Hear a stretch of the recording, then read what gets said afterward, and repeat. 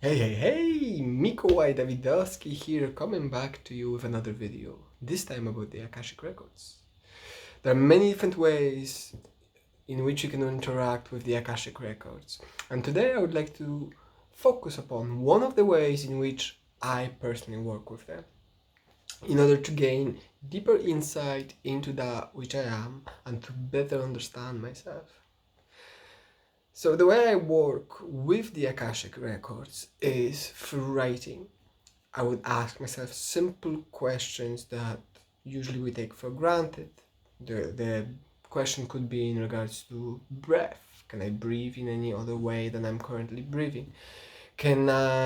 What is love? What is trust? What is responsibility? What is discipline? So on and so forth.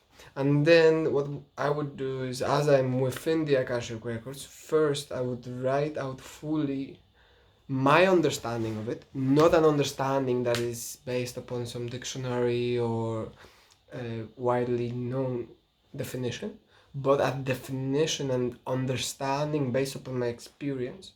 Sometimes it could be very similar to the definitions, but oftentimes I find that what I understand the word to be is usually something completely different, because we create the understanding of words based upon experience rather than based upon concrete definitions as they're described in the book.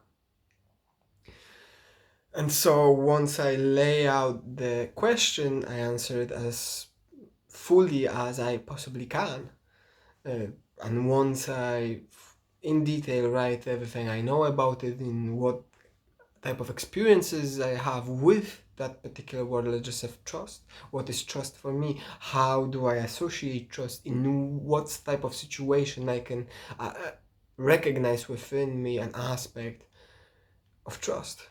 And then once I have all of that outlined, that gives me an insight of who I am first, and then I check within the Akashic Records a step beyond to gain deeper insight as to what it actually is and how it actually works within me. So first I try to establish, to understand who I am, gain deeper knowledge of the self, and once I have that, I check within the Akashic Records deeper understanding or broader perspective that usually the Akashic Records provide me with. That being said, usually what I end up writing within from the Akashic Records is something completely different than what I thought and the word was and how it occurred or expressed itself within my life. And so I'm usually full of surprises when doing this type of work, where I would write out maybe one small paragraph thinking that it's just this one small element, and then when I go into the Akashic Records I end up writing 5 to 10 pages describing different ways in which this particular aspect of trust has influence in different areas of my life and how it's intertwined with everything else. Gaining that understanding gives me better knowledge of the self, and once you know yourself, you can change yourself. But if you're not conscious of that which you are, then there is no way of changing that. Better yet, once you truly know yourself, then everything is easy, because you know how you're going to react, you know how you can handle things, and so it becomes incredibly easy to gauge or estimate yourself within different situations when you're planning for different types of projects and set yourself goals.